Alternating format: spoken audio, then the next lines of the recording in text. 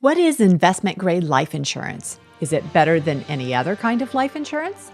In this podcast, we're going to talk about investment-grade life insurance, what it is, and where you can get it.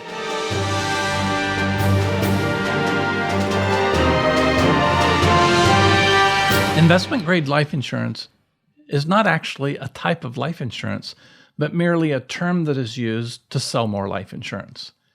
When someone contacts our office talking about investment-grade life insurance, I have a good idea of what they're talking about, what they've been exposed to, and maybe even who they've been talking to.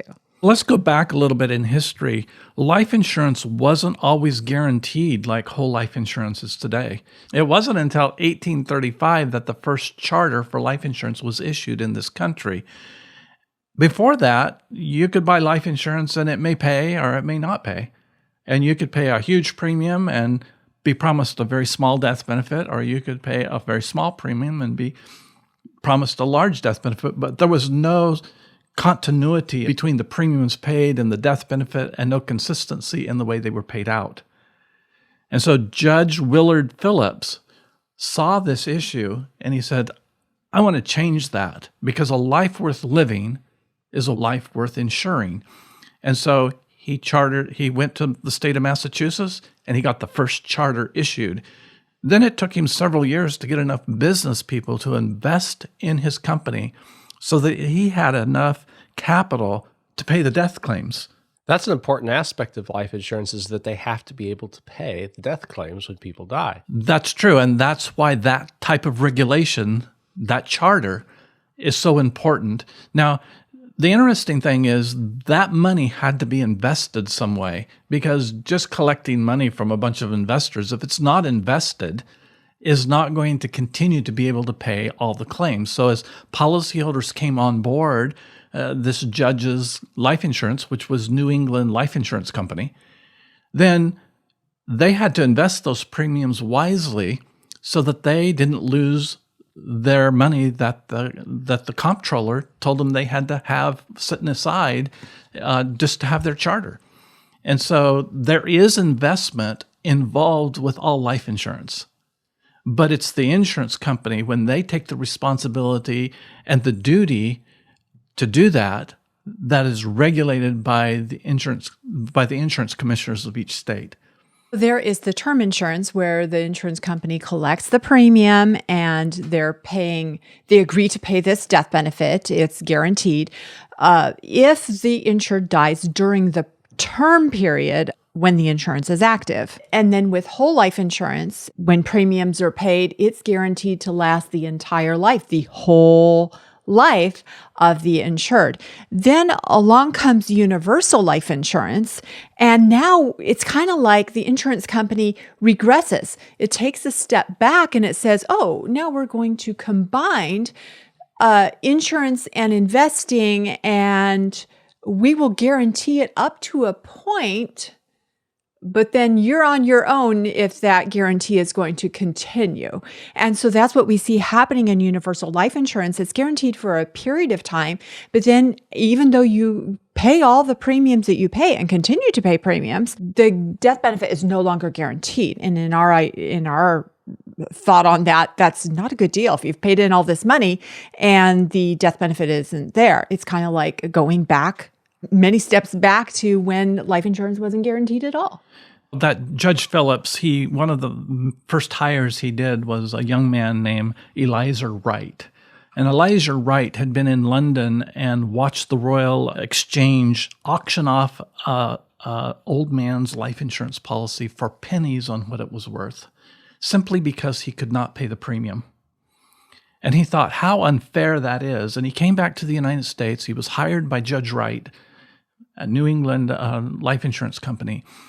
And it said that he worked on over 250,000 calculations to come up with a way so that there were non-forfeiture clauses or guaranteed cash values in a policy, and also so that the premium charge was compatible with the death benefit that was going to be paid. So people weren't gouging people in premiums. And it was because of Wright's work. Shortly after that, we fought the Civil War here in the United States, and many people died. And many say that it was because of Wright's work that those soldiers' families receive their death benefits from life insurance. Wow. One way that could be helpful to think about the different types of insurance, term insurance is like renting. You never own that coverage. Whole life insurance with the non-forfeiture provisions that Elijah Wright helped to calculate builds a cash value. It's like buying a home over time with a mortgage. You build equity in it over time. Life insurance that's designed with those provisions, like whole life insurance, follows that pattern. Universal life insurance tries to combine the two of them. So you combine an aspect of renting, combine an aspect of building some cash value, and you don't get as many guarantees as you can get with whole life insurance. So since Elijah Wright, there's been many, many people that do the math behind life insurance. They're called actuaries, and they've made it better and better, and billions of dollars have been paid out by insurance companies to families of people who have died in terrorist attacks, in wars, in pandemics, and all kinds of accidents, and just early deaths or just natural deaths. And it's because of the actuarial science that Elijah Wright started in this country that makes whole life insurance so enticing for people that really want to make sure that they're guaranteed there's going to be something for their loved ones when they die. We've talked about whole life insurance. We've talked about term life insurance. We've talked about universal life insurance. What about this investment grade life insurance? And investment grade, I can guess where the name comes from. It probably comes from investment grade bonds. And investment grade bonds are defined anything that is triple B or higher rated, according to the Standard & Poor's or Fitch bond ratings, or anything that is Baa3 or higher on the Moody bond yield index. Anything that is higher than those levels are referred to as investment grade bonds. Insurance companies buy bonds. It's one of the investments of their portfolio. And so trying to combine the two, investment grade life insurance, that's probably where the term comes from, but it's not an actual product. You contact any insurance company, you say, I want to buy investment grade life insurance, they're going to not know what you're talking about because that is not a product at the insurance company. So that has been coined, investment grade life insurance, as something to kind of advertise and get people interested in life insurance and maybe in a particular sales system of life insurance. So why are we talking about investment grade life insurance? And the reason goes back to what Mark Twain said a long time ago. It's easier to fool somebody than to convince them that they've been fooled. And we find many people coming to us wanting investment grade life insurance. And when we tell them, well, that's just a phrase used to sell more life insurance, it takes a while to show them that they've been fooled.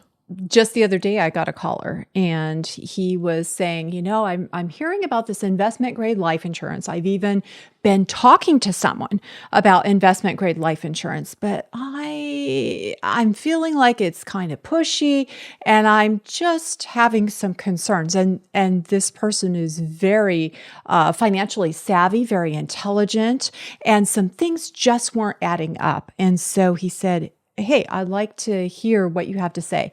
And so we were able to talk about some of the information he's been given about the investment grade life insurance that isn't correct. And one of those things is that you can borrow from the policy and you can invest in real estate. You can sell off real estate, put all the profits into an investment grade life insurance, and then you won't have to pay capital gains. Well, that's false because the sale of the property, that's what triggers the capital gains. So that's where the tax is going to be triggered. The life insurance has nothing to do with it. It's just where you decide to put the money. Now, we think putting the money into life insurance is going to be a good idea. But that doesn't mean that you can avoid a tax situation that is triggered by the sale of personal property. And this particular person, when they heard that, they thought, that's interesting, but they wanted to check it out further. And that's what you should do. Anytime someone is talking to you about making investments or not having to pay taxes, you want to sound it out and make sure that it's they're giving you correct information so you don't get into a difficult place. We first heard about this term investment grade life insurance in connection with a guy named Nick Fortune, who promotes the concept.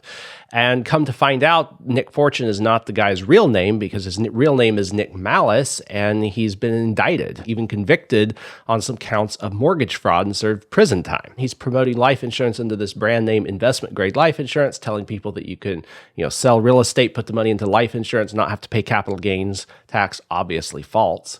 But that's where we originally heard about it. So people will invent all sorts of names to try and market life insurance and anything else that they can. And this is one of those guys. There are people in every field of life, not just life insurance, not just in the financial sector, but you can find this in the medical community. You can find it in the, any area of life that you look at. There's going to be people that try to rip you off.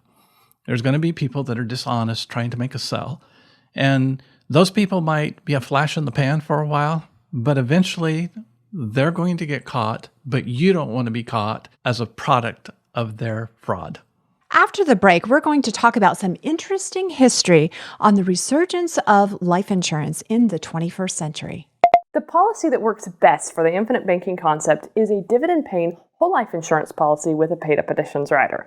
You'll want this policy to be structured to allow the maximum cash value accumulation without creating unnecessary tax consequences or inhibiting the cash value growth for future policy years. At McPhee Insurance, we specialize in these types of policies. We are licensed in all 50 states, so no matter where you're located in the U.S., we can help you. Call our office at 702-660-7000 or email us, team@mcpheeinsurance.com.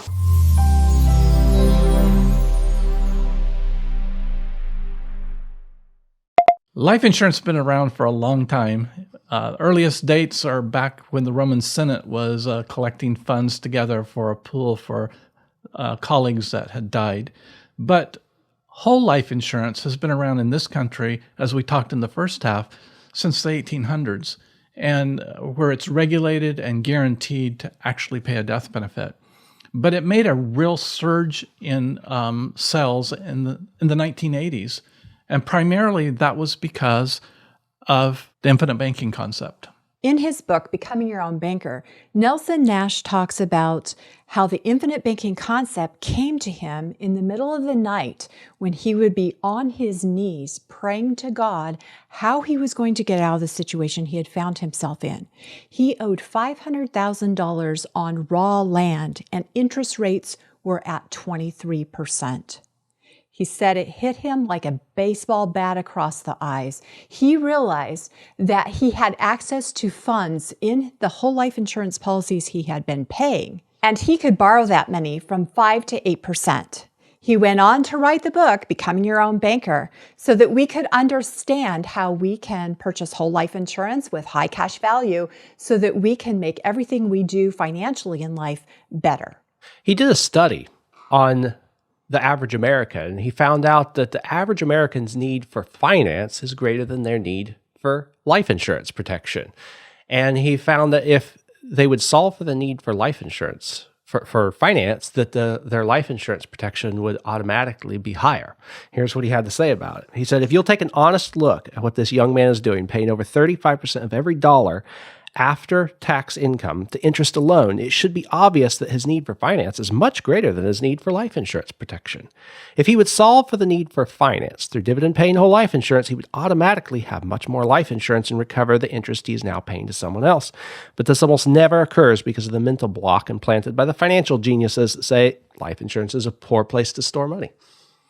That makes me think of Charles Munger and what he said in the 90s. He said, if you save $100,000, you can let off the gas a little bit, and you're on your way to creating some real wealth. Well, today, $100,000 is really about $240,000 with inflation, and many people just aren't willing to take the diligence to create that pool of money so they can let off the gas a little bit.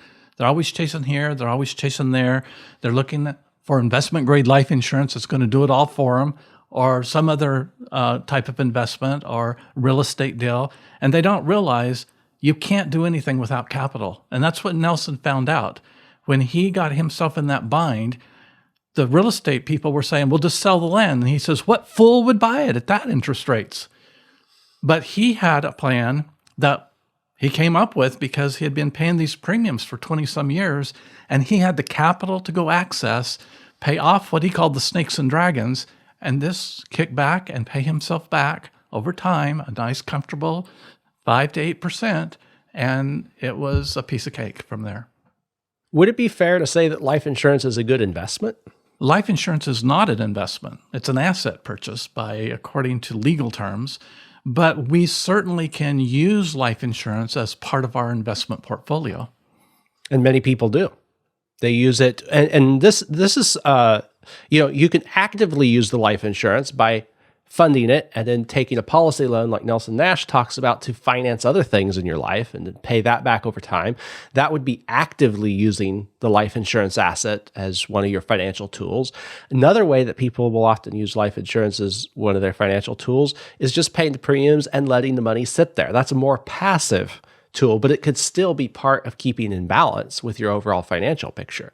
One of the other things that comes up with investment grade life insurance is oftentimes, this comes up with infinite banking. People who are saying, hey, I sell infinite banking policies. They will tell people you need to put everything you have into your life insurance. And that's false. You don't need to put everything you have. We recommend people start with 10% of their income because that is balanced and it's financially doable. Putting everything you have into the life insurance, that doesn't make sense. It's not sustainable. No. And so we have to really think through any system that we're considering. We have to think it through. But if you go to an insurance company and you say, I want an IBC policy, the insurance company may be familiar with the IBC sales system, or they may not. But it all comes back down to how a policy is designed. And Nelson had some very specific guidelines on how these policies were to be designed because the policies he bought had taken 20 to 25 years to get the cash value that he now could borrow. And he said, there's a better way. Yes. So I would like to read from Becoming Your Own Banker. This is a very old book, 5th edition, and I don't know which printing, but I've had it for a long time. My page is page 38. On the bottom, it says, in describing the design of a policy, some people have called the process of putting a paid-up additions rider on an ordinary life policy overfunding the policy. Maybe that can help in the overall understanding, but the objective should be simply to get as much money as possible into a policy with the least amount of insurance, instead of trying to put as much money in and provide the greatest amount of insurance initially. It is the exact opposite of what one thinks about when purchasing insurance. This is understandable because of the history of how the whole subject developed. And then he goes on to share something that we can kind of visualize. It all reminds me of things such as when Christopher Columbus started his journey westward from Europe to get to the east. His destination in particular was India. When his party finally arrived at some islands in the Caribbean, they met some people they had never seen before. They called them Indians. They weren't, but the name stuck. There are probably thousands of such examples of misclassification that we run into every day, but they probably don't increase the quality of our lives.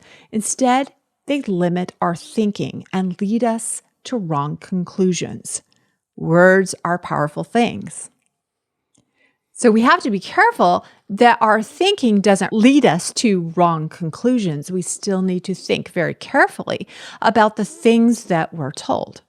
That includes thinking about investment-grade life insurance. We know what type of policy somebody is talking about when they talk about investment-grade life insurance because we know a good whole life insurance policy. Yeah, we know the insurance companies invest in their investment-grade bonds to make that happen, but we know that the benefits that somebody is looking for are going to come through a good whole life insurance policy that's designed according to the principles we just read about.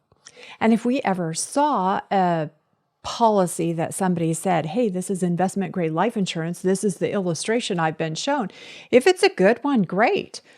But be careful if you've heard of the investment grade life insurance to make sure the other things that you're told about it are accurate. The idea behind the infinite banking concept is primarily thinking about how you finance everything. Most people, if they want something, they're going to go take a loan to buy a piece of equipment. or lease the piece of equipment.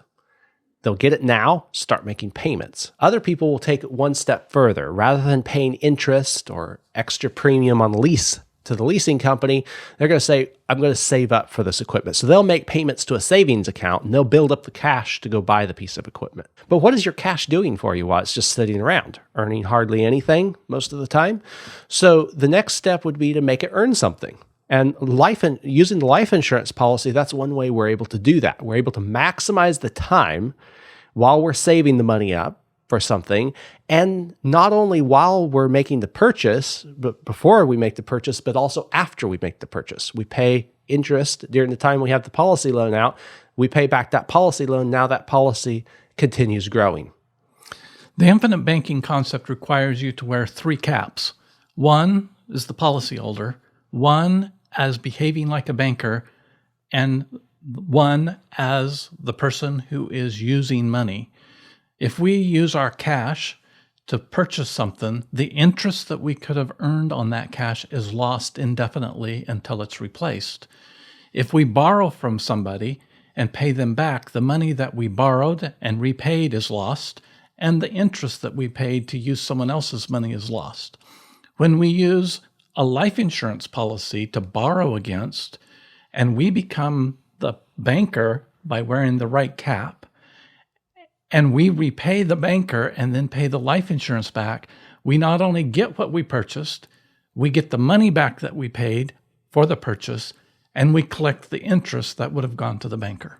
And when people understand the value that whole life insurance can add to them during their lifetime, it makes this resurgence of people who want to purchase whole life insurance.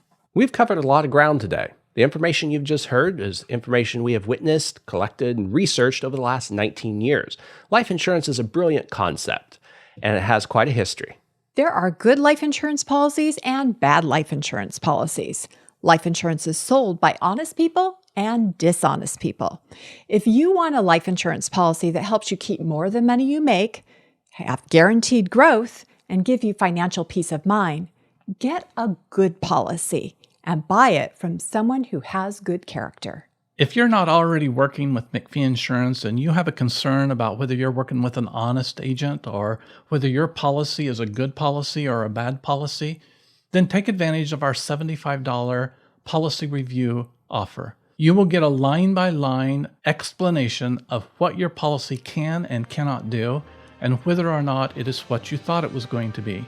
It's well worth the $75 to have the financial peace of mind. Contact us at team@mcpheeinsurance.com or call us at 702-660-7000.